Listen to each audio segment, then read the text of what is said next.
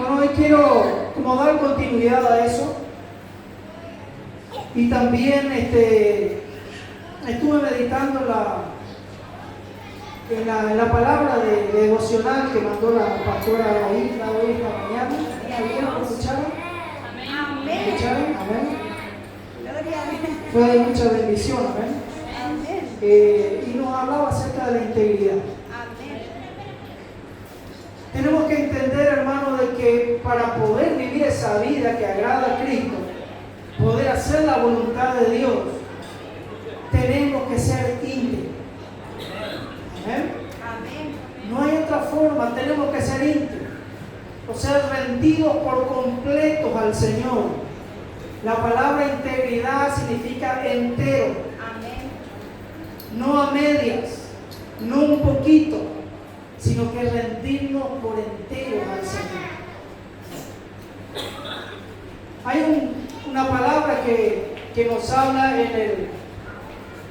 en los profetas, donde Dios le muestra una visión al profeta que del trono de Dios salían aguas salutíferas que eran de medicina, que se para un ángel y dice que mide una cierta distancia y le dice al profeta, ven y entra.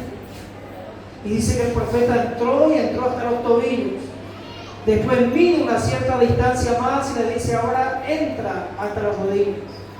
Y entra hasta las rodillas. Después una distancia más y entra, dice que hasta los lomos.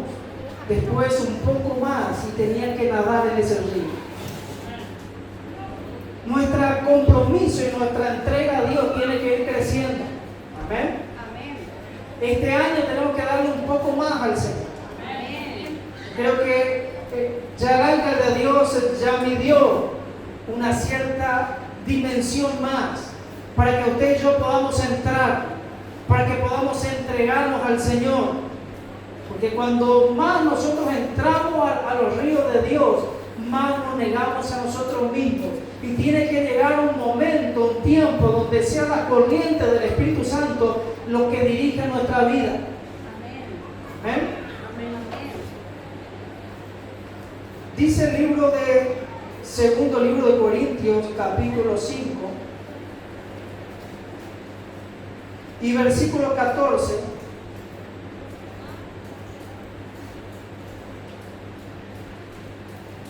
Voy a leer desde la versión Dios habla hoy. Porque la versión Reina Valera, déjale la Reina Valera, porque el amor de Cristo nos contriñe. Pero esa palabra contriñe por ahí no se entiende muy bien en nuestro lenguaje correntino.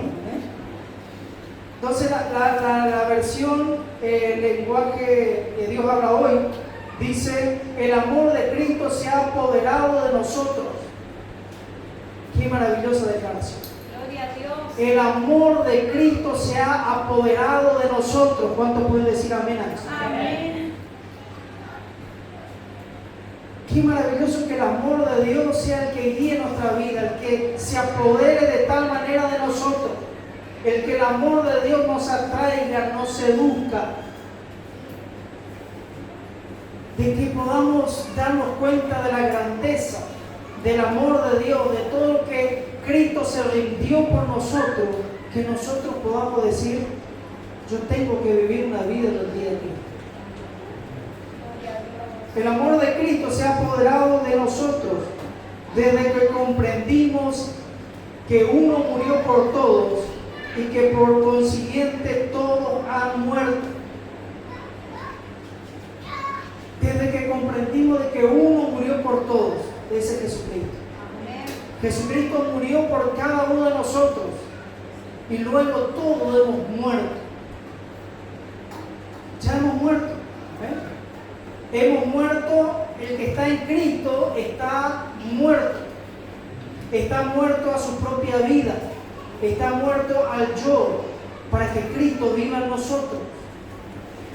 Y cuando eso ocurre, es mucho más fácil que podamos hacer la voluntad de Dios, porque es Dios en nosotros.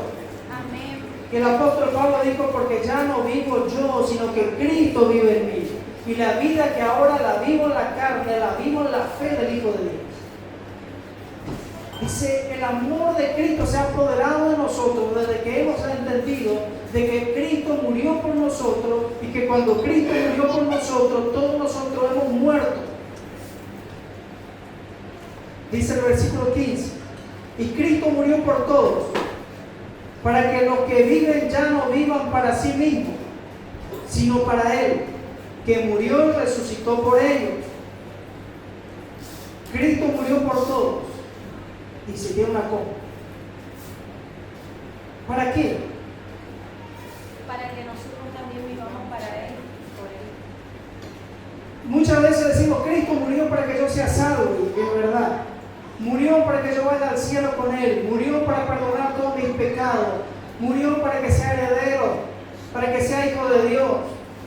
Pero también nos revela aquí una verdad, que dice la Escritura que Cristo murió por todo, para que los que viven ya no vivan para sí mismos. En la vida cristiana, en esta nueva vida en Cristo, o en Él, como dice la Escritura, cuando estamos en Cristo, porque el que está en Cristo, nueva criatura es. Tenemos que vivir para Dios. Amén. Y el vivir para Dios no es un montón de actividad, como la vez pasada estaba compartiendo el hermano Ariel. No es el llenarnos de actividades dentro de una congregación, dentro de un templo. Es permitir que el Espíritu Santo dirija nuestros pasos. Es permitir que el Espíritu Santo dirija nuestras decisiones. Es permitir que lo que Dios dice que está bien para nosotros está bien. Lo que Dios dice que está mal para nosotros está mal. Lo que la Biblia dice que debemos desecharlo, lo desechamos. Y lo que la Biblia dice que debemos retenerlo, lo retenemos. Es una vida en el Espíritu, guiada por el Espíritu de Dios. Ya no debemos vivir para nosotros mismos. Y las congregaciones están llenas de gente que viven para sí mismos y quieren utilizarle a Dios para que Dios les ayude en todo lo que ellos quieren, en todos sus planes. Pero la vida cristiana nos habla de que hemos muerto nosotros mismos para poder hacer la voluntad de Dios y vivir para Él. Por eso nosotros, dice el versículo 16, por eso nosotros ya no pensamos de nadie según los criterios de este mundo. Aunque antes pensábamos de Cristo según tales criterios, ahora ya no pensamos así de Él. Por lo tanto, el que está unido a Cristo es una nueva persona. El que está en Cristo, nueva criatura es, dice la versión de Reina Valera. Las cosas viejas pasaron, se convirtieron en algo nuevo. Todo esto es la obra de Dios. Quiero que entendamos. Todo esto es la obra de Dios. No es nuestra obra, no es nuestro esfuerzo. Por eso es que los discípulos en alguna oportunidad decían: Maestro, dura es esta palabra, ¿quién la puede oír? Y Jesús le dijo: lo que es imposible para los hombres es posible para Dios. Porque no es en nuestra fuerza, es la obra de Cristo en nosotros. Es Cristo en nosotros la esperanza de gloria. Pero Cristo va a actuar en nosotros cuando nosotros decidimos morir para nosotros mismos y vivir para Él. Ahí el Espíritu Santo comienza a trabajar en nosotros y comienza a hacer todo nuevo, comienza a hacer la obra en nosotros. El que comenzó la buena obra en nosotros la va a perfeccionar hasta la venida de Cristo, dice el Espíritu. Ahí el Espíritu Santo trabaja, nos transforma, nos va purificando, nos va santificando, nos va cambiando, porque hay una persona rendida a Dios que dice: Señor, que se haga tu voluntad y no la mía. Señor, yo quiero agradarte, quiero vivir para ti, quiero cumplir tus propósitos. Entonces el Espíritu de Dios trabaja en nosotros. Todo esto es la obra de Dios, quien por medio de Cristo nos reconcilió consigo mismo y nos dio el encargo de anunciar la reconciliación. Aleluya. Gloria a Dios. Quiero que podamos leer otro texto que se encuentra en Salmo 84, versículo 11. Donde la palabra de Dios nos habla acerca de la integridad.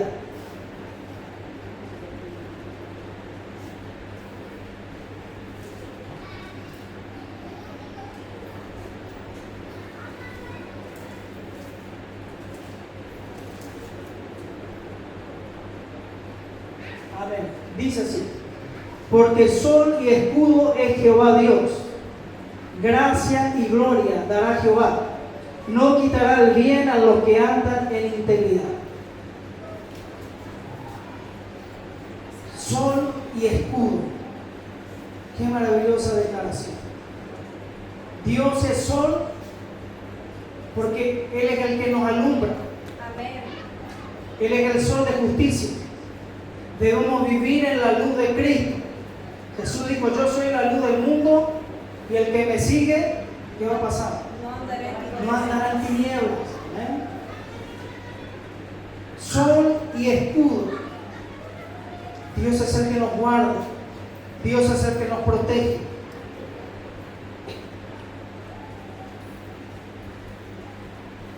Gracia y gloria dará Jehová. Dios dice: nos dará gracia y nos dará gloria. Cuando la Biblia habla de la gloria de Dios, está hablando de la grandeza, de la magnificencia de Dios, de revelarse Él en toda su dimensión. Y Él quiere desatar esa gloria sobre nosotros. Gracia y gloria. Gracia es ese favor inmerecido. La gracia, cuando la gracia de Dios actúa en nosotros, nos permite alcanzar aquello que jamás podríamos alcanzar por nuestros propios méritos, por nuestra propia fuerza. Y Dios quiere derramar su gracia sobre nosotros. Dice que Dios da gracia a los humildes. Cuando nos humillamos delante de Dios diciendo: Señor, te necesito, Dios derrama su gracia. Y esa gracia nos ayuda, esa gracia nos fortalece, esa gracia nos permite alcanzar y hacer aquello que Dios quiere hacer por nosotros. No quitará el bien a los que andan en integridad. No quitará el bien. No quitará su bendición. Aquellos que andan, tienen un requisito: en integridad.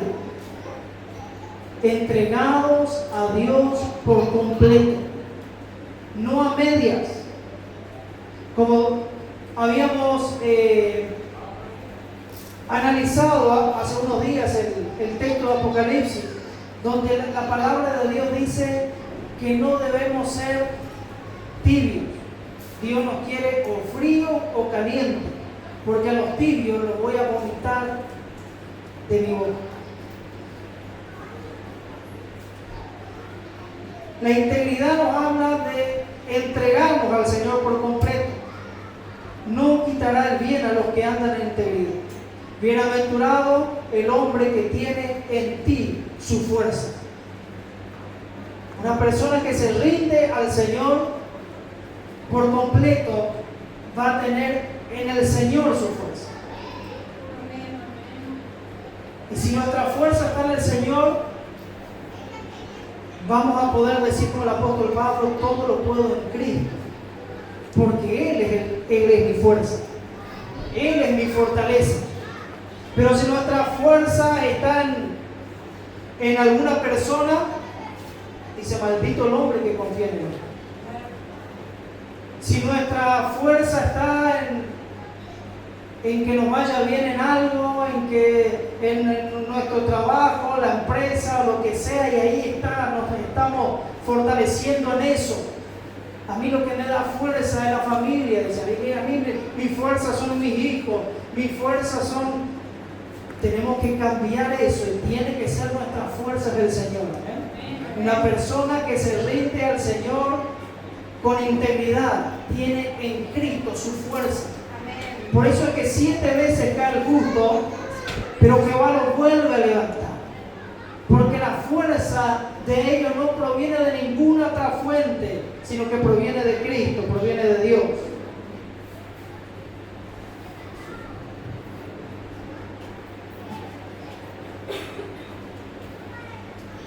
Quiero que podamos, bueno, vamos a leer el Salmo 33:1. Salmo 33, versículo 1. Dice así: alegraos, oh justos, en Jehová. En los íntegros es hermosa la alabanza. ¿En quiénes es hermosa la alabanza? En los íntegros. No dice que es hermosa la alabanza en cualquiera. Es hermosa la alabanza para Dios en la boca de un íntegro, en la boca de alguien que está rendido a Dios de todo corazón. En la boca de esa persona sube como un olor grato, fragante, delante de la presencia de Dios. Cuando hay una persona que está adorando a Dios con todo su corazón, que está adorando al Señor con toda su fuerza. Ya el principal mandamiento de Dios dice: amarás al Señor tu Dios ¿con qué? Con todo tu corazón. Con todo tu corazón. Eso es integridad, todo el corazón, con toda tu fuerza, con toda tu mente. Es con todo. Podríamos decir, tienes que buscar al Señor con integridad. Ese es el mandamiento de Dios.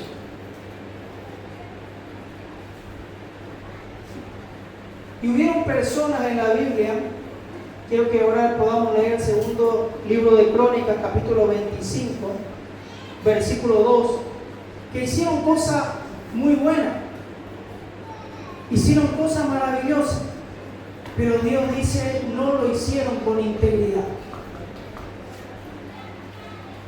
Podemos servir a Dios, podemos hacer muchísimas cosas para el reino de Dios, pero el asunto es, ¿será que está nuestro corazón rendido a Dios en lo que hacemos? Porque Dios no solamente va a pesar nuestras obras, va a pesar el corazón nuestro. ¿Con qué intención lo hacemos? Porque hay cosas que a Dios le desagradó y para el ojo humano es maravilloso. Un matrimonio vendió su casa y le dio la mitad de la venta de la casa a Dios y cayeron muertos delante de la presencia de Dios. Y uno dice, pero si le dio, ¿quién hace eso de darle la mitad de la venta de la casa a Dios? Pero ellos prometieron darle todo. Y dice que después dijeron, no, vamos a mentirle. Vamos a mentirle al apóstol Pedro y le vamos a decir a Pedro que se vendió por esa plata y vamos a darle la mitad y la otra mitad vamos a quedarnos nosotros porque es mucho lo que estamos dando. Dice que por mentira al Espíritu Santo cayeron muertos. Le dieron a Dios, pero no lo dieron con la integridad que Dios estaba demandando. Ellos hicieron un pacto y no fueron íntegros en ese pacto para con Dios. Y dice aquí la Escritura: hizo él lo recto ante los ojos de Jehová, aunque no de perfecto corazón. Aunque no de perfecto corazón. Dice otra versión, dice, hizo lo recto ante los ojos del Señor, aunque no de todo corazón. Lo hizo lo correcto, hizo lo recto, pero no de todo corazón. Y eso hace la diferencia en todo lo que hacemos. ¿Con qué corazón estamos haciendo lo que hacemos? Cuando estamos alabando acá al Señor, ¿lo alabamos por alabar? ya mecánicamente o lo hacemos de todo corazón. Eso hace toda la diferencia. Amén. Oramos al Señor, todos oran, pero hay personas que lo hacen con integridad, lo hacen con todo el corazón, y eso hace la diferencia. Hay personas que pueden orar por religiosidad, y hay otros que derraman su corazón delante de Dios con muchísimas más faltas, errores que otras, pero al hacerlo de todo corazón, eso hace la diferencia. Jesús dio la comparación, dice que había dos personas en el templo y estaban orando, un fariseo y un publicano. Y uno de ellos dice que el fariseo decía: Señor, te doy gracias porque soy una persona correcta, soy una persona que oro 3 veces al día, ayuno 3 veces por semana, doy diezmo de todo lo que gano. Y comenzó a justificarse delante de Dios. Pero después había otro que estaba llorando y rendido ante la presencia de Dios y se golpeaba el pecho y decía: sé propicio de mi pecado. En otras palabras: Señor, ayúdame porque reconozco que soy pecador. Y Jesús preguntó a los que estaban enseñando: ¿quién de ustedes creen que salió justificado primero? Salió justificado aquel que se golpeaba el pecho y se rendía su corazón delante de Dios y decía: sé propicio de mi pecado. No el que se justificaba. El que se justificaba tenía menos errores que el otro.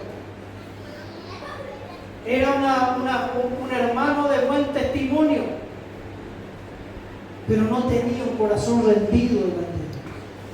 Entonces lo que hacemos para Dios, de la forma en que lo hacemos, hace toda la diferencia. Si lo hacemos con rendición, con integridad, al corazón contrito y humillado, dice la Escritura, no desecharás tú, oh Dios. Cuando hay una persona que se humilla delante de Dios, por eso también dice la Escritura: humillados bajo la poderosa mano de Dios, para que Dios nos exalte cuando fuere tiempo. Tenemos que rendirnos al Señor de todo nuestro corazón. Y Él va a ir haciendo la obra en nosotros. Él va a ir quitando lo que tiene que quitar, transformando lo que tiene que transformar, obrando nuestra vida de la manera en que Él lo quiere hacer. Pero tenemos que rendirnos y permitirle al Espíritu de Dios trabajar en nosotros. ¿Eh? Gloria a Dios. Y uno de los ejemplos en la Biblia que existe de integridad en la vida de Job. Job era un hombre íntegro, un hombre rendido a Dios, un hombre que no servía a Dios solamente por las bendiciones o por lo que Dios le podía dar. Es más, dice que Satanás estaba recorriendo la tierra para hacer su trabajo. ¿Cuál es el trabajo de Satanás? Amén. Pero hay otro trabajo también que nos habla Apocalipsis capítulo 12. El acusador. El acusador de nuestros hermanos, el que nos acusa delante de Dios día y noche. Él anda todo el tiempo buscando en qué nos puede acusar. Y tiene creo que tiene una libretita ahí, y que va anotando todo. Y que después lo presenta delante de Dios, porque presenta causas delante de Dios para acusarnos. Y cuando viene con el reporte, Satanás, Dios le dice: ¿no has considerado a mi siervo Job, que no hay otro como él en la tierra, justo, irreprensible, temeroso de Dios? Entonces Satanás le dice: sí, pero así cualquiera, porque vos le bendecías, porque le tenés todo cercado. La casa de él está cercada, los bienes de él están cercados, hay toda protección, hay un cerco de protección en la vida de él. Pero quítale todo el cerco y permitime que yo le toque, a ver si no blasfema en tu propia cara. Entonces Dios le dice: tocalo, pero no le quites la vida. Y de un día para el otro, Job tuvo el peor día de su vida. Le pasó de todo. Perdió toda la familia, perdió todos los bienes, le quedó la esposa nada más. Y después la esposa le dijo: maldice a tu Dios y muérete. Y se fue. Quedó totalmente sarnoso. Y en ese momento, dice la Escritura que Job se postró delante de Dios y dijo: Dios me dio, Dios me quitó, sea el nombre de Jehová bendito. Amén, gloria a Dios. Qué tremendo. Yo creo que todo el infierno estaba ahí sentado en una silla esperando. Ahora será el momento que va a maldecir a Dios. Había una lucha por la integridad de Job. De si Job se mantenía siendo el Job de siempre o ese Job cambiaba ahora que lo había perdido todo. Porque cualquiera alaba a Dios y bendice y sirve a Dios cuando todas las cosas le van bien. Pero hoy la pastora compartió una enseñanza acerca de lo que es el sacrificio de alabanza. Pero cuando las cosas no van como nosotros queremos, cuando en vez de, como hace poco me dijeron que dijo una hermana: no voy más a la iglesia porque no veo avance. Entonces cuando nosotros no vemos que avanzamos en lo que nosotros queremos, sino que empezamos a perder cosas, ahí es donde es probada nuestra integridad. Y cuando somos nosotros probados por Dios, después de que pasamos esa prueba, para los hijos de Dios dice: el mismo os perfeccione, fortalezca, afirme, establezca. Siempre es para bien. Amén, gloria a Dios. Dios quiere hacernos personas firmes en su vida. Amén. Como dice la Escritura, el justo florecerá como la palmera. La palmera puede pasar por un montón de situaciones, tribulaciones, pero la palmera permanece firme. Y Job alabó a Dios en medio de ese momento tan crítico, tan difícil de su vida, que lo había perdido absolutamente todo, lo único que le quedaba era la vida. Pero él alabó y bendijo al Señor. Pero siguió una lucha en la vida de Job por su integridad, que quiero que podamos ver algunos versículos. Job capítulo 2, versículo 3, y después vamos a leer el 9.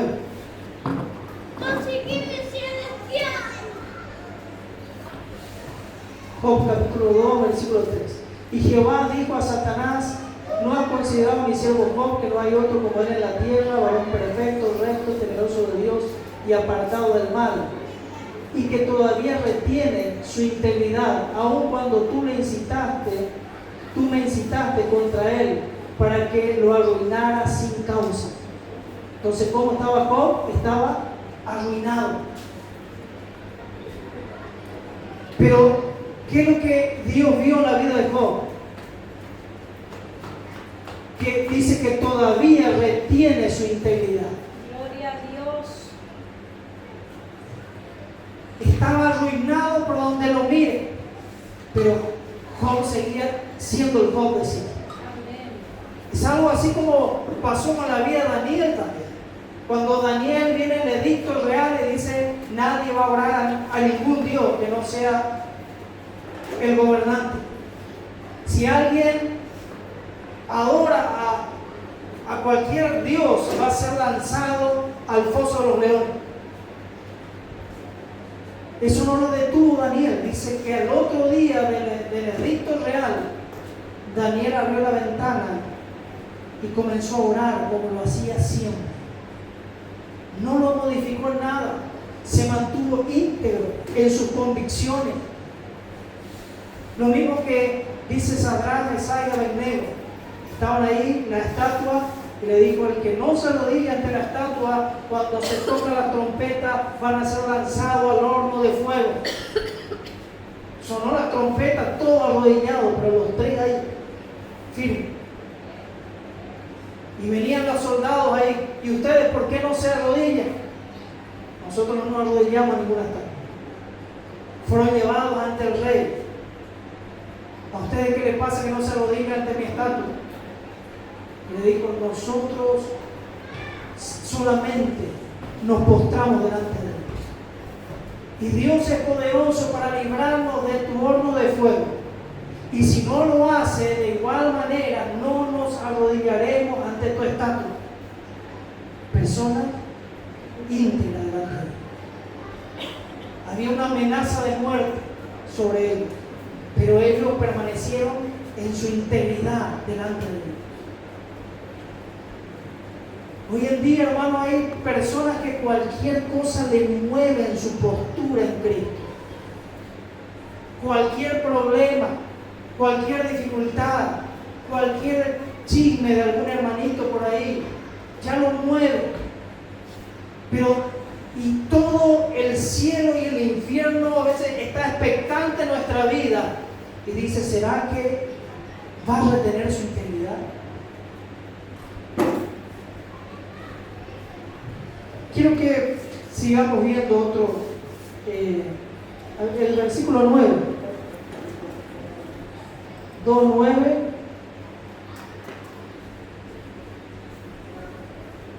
Fíjense, la lucha era por la integridad de Job. Entonces le dijo a su mujer, ¿aún retienes tu integridad? Maldice a Dios y muérete.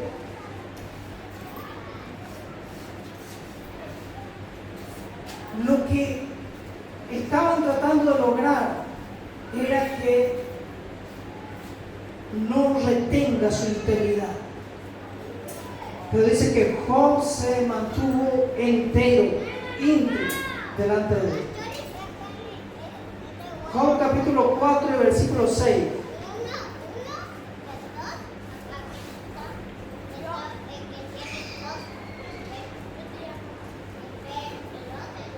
¿No es tu temor a Dios tu confianza? ¿No es tu esperanza la integridad de tus caminos? Job decía, mi confianza es la integridad de mi camino. Mi confianza es que estoy haciendo lo correcto delante de Dios.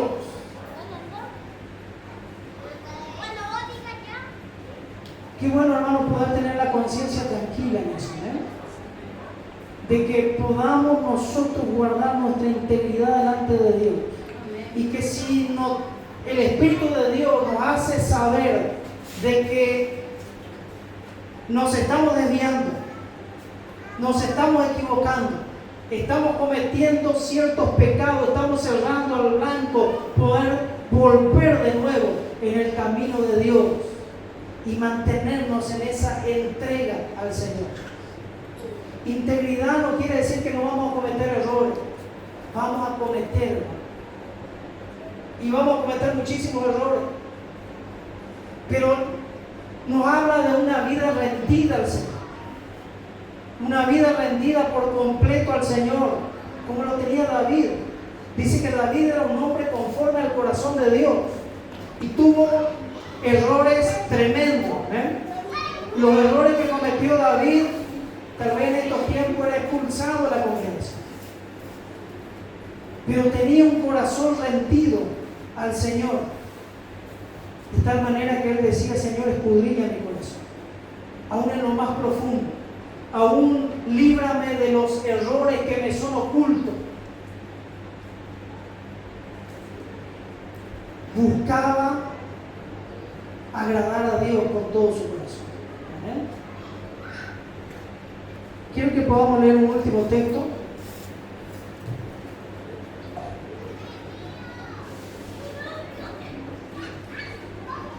Job 27:5.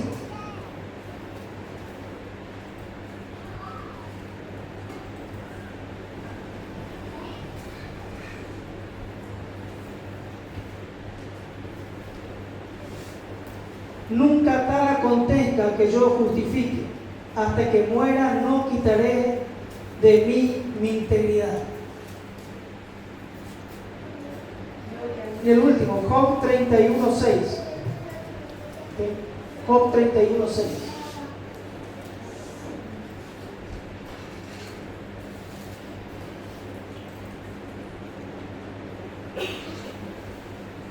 Péseme Dios en balanza de justicia y conocerá mi integridad.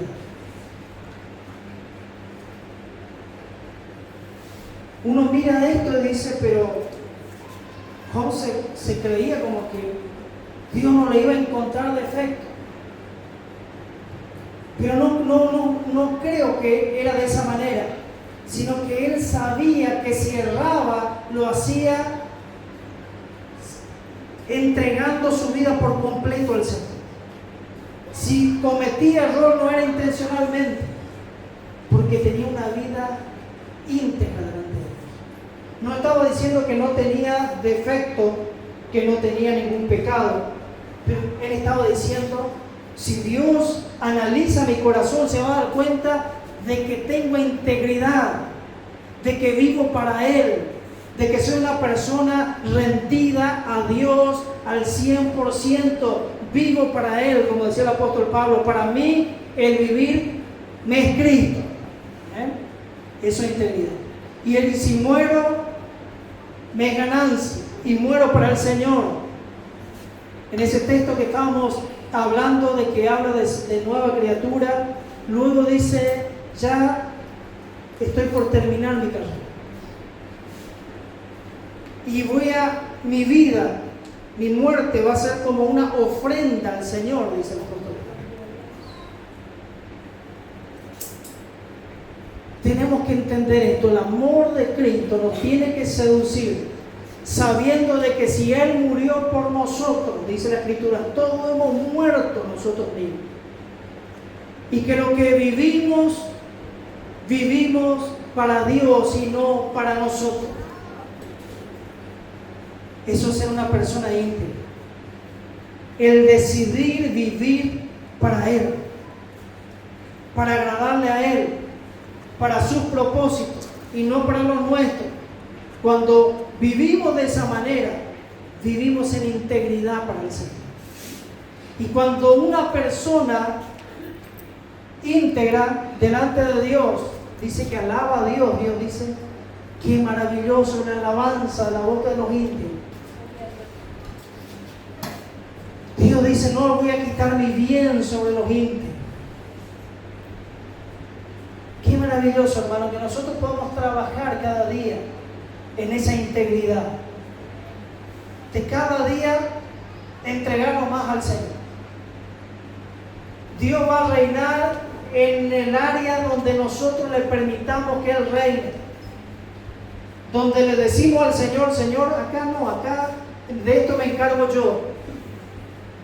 Ahí Dios nos gobierna. Porque hay personas que dicen, Señor, te entrego toda mi vida a ti. Pero después cuando Dios quiere meterse en algunas cosas, Señor, en esto no. Señor, no, mi familia lo manejo yo. Mi hijo lo manejo a mi manera y lo crío a mi manera. No, Señor, todo es tuyo, pero mi dinero no te meta con mi dinero. Y en el área donde no le permitimos a Dios que Él gobierne, si no gobierna Cristo, gobierna el reino de las tinieblas. Por eso es que Dios nos pide que nosotros podamos rendirnos por completo a Él. Nos conviene de que cada área de nuestra vida esté gobernando Cristo. Cuando nosotros nos rendimos por completo, como dijo el apóstol Pablo, porque ya no vivo yo. Fue un proceso de muerte. Dice que todos los que somos de Cristo somos contados como ovejas al matadero. Para que la vida de Cristo se manifieste en nuestros cuerpos mortales. De manera que primeramente actúa la muerte y con la muerte actúa la vida, dice. Si nosotros queremos que la vida de Dios actúe, tiene que haber primeramente muerte. En el área en que nosotros vivimos, Cristo no vive. En el área en que nosotros hemos muerto, Cristo comienza a vivir. Por eso es que el apóstol Pablo experimentó algo tan extraordinario en un proceso tan doloroso en su vida. Cuando él habla del aguijón en la carne, le pedí al Señor 3 veces que me lo quitara. Y el Señor me dijo: bástate mi gracia, porque mi poder se perfecciona en tu debilidad. Entonces comprendí, dice el apóstol Pablo, que cuando más débil soy, más fuerte soy. Porque cuando nosotros morimos a nosotros mismos y decimos: Señor, ya no sé más qué hacer con esto, te entrego a ti. Ahí es donde Dios comienza a actuar. Dios comienza a actuar en nosotros donde hay rendición. Por eso cantamos siempre esa canción: a ti me rindo. El rendirnos a Dios es: Señor, no se va a hacer más a mi manera. A mi manera fracasé muchísimas veces. No lo pude lograr a mi manera. Quiero que tú seas en mí obrando. Y ahí es donde el Espíritu de Dios comienza a obrar. Ahí es donde opera la fuerza de Dios, donde opera la gracia de Dios, donde opera la sabiduría de Dios en nosotros, donde podemos ver a Dios actuar. En una oportunidad escuché un mensaje de un pastor, y el mensaje se titulaba: déjale a Dios ser Dios en tu vida. Y cuando le permitimos a Dios ser Dios en nuestra vida, cuando le damos el mando a Él. Porque muchas cosas nosotros queremos hacer a nuestra manera, y le tenemos a Dios como rueda de auxilio. Cuando se pincha todo lo que nosotros planificamos, bueno, Señor, vamos a probar con esto. Ah, Señor, me salvaste. Pero no era la primera opción. Tal vez la voluntad de Dios era la última opción. Si no funcionaba ninguna de las otras cosas, ahí vamos a la presencia de Dios. Señor, ¿ahora qué debo hacer? Y ahí es donde el Espíritu Santo nos guía. Y hay veces que Dios permite que fracasemos muchas veces. Y la gente va y fracasa. Intenta de nuevo y fracasa. Intenta de nuevo y fracasa. Y dice: ¿qué pasa? Que Dios no me ayuda, que Dios no me bendice. Si pedía oración en la iglesia para que Dios me ayude. Y Dios está esperando que nos rindamos. Y cuando digamos: Señor, ya no sé más qué hacer, ahí Dios me dice: bueno, lo vas a hacer a mi manera. Es de esta forma. Es conforme a mi palabra. Es que quiero trabajar esto en tu vida. Es que quiero que me entregues eso que está en tu corazón, que no me quieres entregar. Quiero que lo quites. Y ahí es donde comienza a funcionar. Es como cuando el pueblo de Israel fue a pelear lleno de promesas.